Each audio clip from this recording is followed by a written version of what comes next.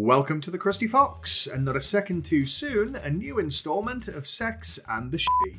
This week we're seeing how long we last with an episode called Shortcomings, so expect to be suddenly sprayed with a bit of this. I'll get a tissue. This. Is your vagina in the New York City guidebooks? Because it should be. It's the hottest spot in town. It's always open. And this. Daddy? No! Simon! Don't forget to drop a like, subscribe, check out every episode from the start using the playlist on screen now, and stick around until the very end for last week's top comment and this week's question. We kick things off with Miranda during what should be some quiet gym time, but today her oasis of peace is shattered by family hour. I've personally never known a gym do something this diabolical, and some of my local establishments have literally killed people. Realising that she's the only one there who isn't keeping sperm as a pet, she makes good her escape. In the elevator, she meets divorced dad Roger and his ankle biter Simon. Simon likes to hit all the buttons at once, but also wets himself, so evidently life has a way of balancing its own karmic books. At brunch with the ladies, she moans that although he asked her out, she's got a problem with the idea that he's used, as though she'll find his beef bayonet signed by his ex-wife like an angry purple guest book. And let's not pretend that any of the previous never-married visitors to Miranda's meat crease have been of comparably exceptional quality either. Carrie couldn't care less though, because she's distracted by the new and yet strangely familiar man in her life. That's right, Justin Theroux returns for his second serving of Bradshaw. Having appeared last season as Arthur Jared, 1 year later he returns to play Arthur Vaughan. Huh. The writer's room must have run out of creativity powder, I guess. During an unexpected visit to Vaughan's parents' place, Carrie's pleasantly surprised to discover a welcoming, artsy, and sex-positive bunch who are actually, somehow, fans of hers. Of course, Carrie's happiness is because she immediately identifies what they're worth to her. Next week's column, a speaking engagement, and expensive free food. It's like she has a version of the Terminator's hood behind her eyes, programmed by magpies. On a date in Central Park with Roger, Miranda pretends not to be absolutely furious that he brought along pissy pants Simon, who twits her around the head with a fallen branch. Yeah! Ow! Daddy, look what I found! Can you say you're sorry? No! And dumps a worm in her hand because children are the f***ing worst. She endures the preteen hazing because Roger admits to preferring marriage over singledom, though it's hard to tell whether this is the truth or a massive overcompensation to stop Simon's urine-soaked ass from scaring her off. It turns out that Charlotte's recently divorced brother Wesley is staying with her while he navigates a divorce of his own, and Ms. York is on a mission to cheer him up. Unfortunately, and despite him begging her for a drink instead, her one plan for raising his spirits is baking muffins, because Charlotte's response to every problem is to 1950s housewife it to death. The next day, Carrie airs a problem of her own to Samantha and Miranda, namely that otherwise perfect Vaughan has some performance issues. Don't touch it. Which cause him to spaff in his pantaloons. Don't touch it. Gotta go fast! As far as Samantha's concerned, a man suffering from the preemie creamies isn't worth the effort, but Carrie confesses that while she likes Vaughan well enough, it's actually his family she's holding on for. Pondering her dilemma back home, Carrie casts around for an excuse to lead Vaughan along, in order to continue hanging out with his parents and sisters. She boils it down into her latest headline: "When you sleep with someone, are you screwing the family?" Quickly and unexpectedly overcoming any such concern, she goes to lunch with Vaughan's mother Wallace, who compliments Carrie on her column's contribution to an open dialogue about sex. Which tells me that she's never actually read it. Finally out for the drink he wanted in the first place, Wesley slaps away Charlotte's continued attempts to interfere in his divorce, all of which I assume will be paid back tenfold about 2 years later when it's her turn.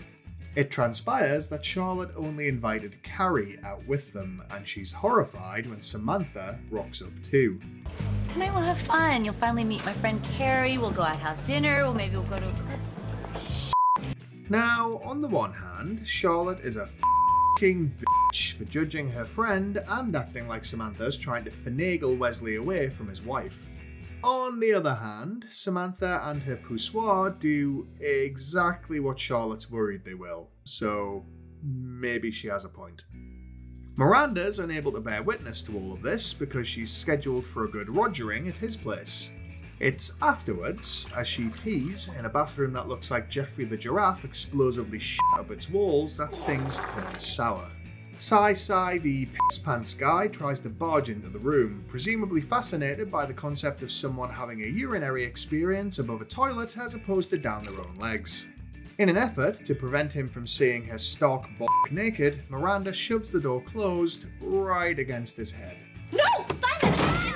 Personally, I would have gone with a swift kick. Is it coming across that I don't like kids? Probably, right? Man, them kids, bro. Simon, peeing from his eyes for once, dramatically refuses to let Miranda accompany he and Roger to the hospital, sending her skulking back home. No great loss, especially since she has her own little bundle of shit, piss and misery to look forward to in just a few short years. The morning after the before, Charlotte enters her kitchen to find Samantha there, fresh off an entering of her own by Wesley. Charlotte goes nuts, princess rage radiating off her like Snow White after finding out that the dwarves set her up on a campsite called sleepingslut.com. She accuses Samantha of having a sausage wallet with the same opening hours and visitor numbers as the average truck stop, leading to Ms. Jones storming out. And already pussy-whipped Wesley follows in her wake, dressed like a banker on his way to stage a boating accident. Back at Carrie's, she crows about Vaughn's apparently Oscar-nominated mother while he's lying semi-naked right there next to her. He finds this neglect so profoundly painful that he suggests some more rumpus humpus, knowing full well what's going to happen. Sure enough, one brush of a hand and his pocket rocket goes off with the reliability of a cop's gun at a Texas traffic stop. In Charlotte's kitchen, she finds Wesley drowning his sorrows in a beer. He schools her on how Samantha's winking Henry actually rescued him from the dead bedroom he'd been trapped in since leaving his wife. This prompts Charlotte to perform a mea culpa, turning up at a surprisingly understanding Samantha's door with yet another load of stupid f***ing muffins, and resetting them back to their status quo. The next day, at Carrie's apartment, Vaughn emerges in a towel after a shower I'm assuming he began by having to peel his trousers off his legs like Velcro. Narcissistically turned on by her flipping through one of his books, and thereby demonstrating that they're a perfect match after all, he decides to try burping his worm in the mole hole once again. When Carrie first tries to talk about his touch squirt situation in order to give the relationship a chance, a surprisingly mature and straightforward approach, even if it's for the wrong reasons, he gets all childish and butthurt and refuses to engage. Instead, they head to his parents' place again for a lunch held around the smallest table in their enormous apartment, which I presume is so that they can run a thought experiment on what it might be like to be poor. Harking back to previous episodes, it's clear that this is the caste that Carrie aspires to, but knows full well she doesn't belong in. What she hasn't realised, and we don't get enough time with Vaughn's family to see play out, is the fact that they must know it too, and are therefore keeping her around like a distinctly average curio. The reason we don't get to see it play out is that Vaughn's still in his feelings, like practically any man who believes his sexual prowess has been called into question. For a fiction writer, he does a crappy job of hiding it behind concern over the current location of some cream cheese, stalking about the apartment like the laughing cow in the final stages of BSE. After having her fill of bagels and Vaughn's stinking attitude, Carrie makes her excuses and heads for the door. She's intercepted there by Wallace, whose attempt to stop their breakup is ambitiously spearheaded by an admission that she knows about her son's blunder spanking. Carrie finds herself essentially splitting up with her boyfriend's mother, rather than the boyfriend himself, but if we're going to rank them, this actually winds up being one of her healthier and least dramatic breakups. Not as soon as... Please, Carrie.